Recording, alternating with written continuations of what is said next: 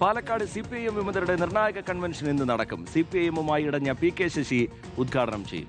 കൺവെൻഷനിൽ 1000-ഓളം പേർ പങ്കെടുക്കുമെന്നും 5 ജില്ലാ കമ്മിറ്റി അംഗങ്ങളുടെ പിന്തുണയുണ്ടെന്നും വിമത നേതാക്കൾ പറഞ്ഞു.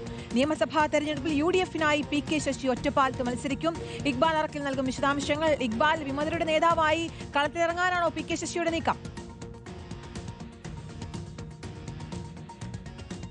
ഏതായാലും ദീർഘകാലമുള്ള CPM ബന്ധം ഉപേക്ഷിച്ച് ഈ വിമതപക്ഷത്തേക്ക് നീങ്ങുക തന്നെയാണ് PK ശശി. ഇന്ന് രാവിലെ 10 മണിക്കാണ് പാലക്കാട്ടെ CPM വിമതർ ഒരു കൺവെൻഷൻ വിളിച്ചു ചേർക്കുന്നത്. ആ കൺവെൻഷനെ ഉദ്ഘാടനം നിർവഹിക്കാൻ വേണ്ടി പോകുന്നത് PK ശശിയാണ്.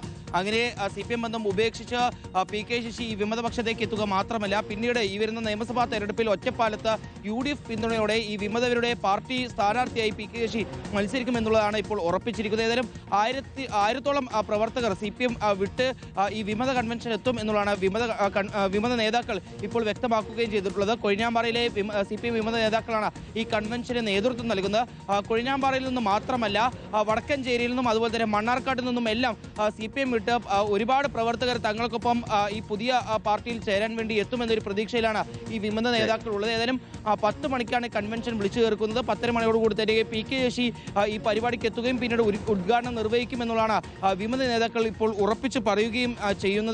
നേരത്തെ ഷൊർണൂർ MLA ആയിരുന്ന PK ശശി പിന്നീട് KTDC ചെയർമാനും എല്ലാം ആയി ഉണ്ടായിരുന്നു. പിന്നീട് സാമ്പത്തിക ക്രമക്കേട് ആരോപണത്തെ തുടർന്നാണ് ജില്ലാ കമ്മിറ്റിയിൽ നിന്നും PK ശശിയെ ബ്രാഞ്ചിലേക്ക് തരം താഴ്ത്തുന്നത്. ഇതിനുശേഷം പിന്നീട് CPM ജില്ലാ നേതൃത്വത്തോട് അകന്നു കഴിയുകയായിരുന്നു PK ശശി.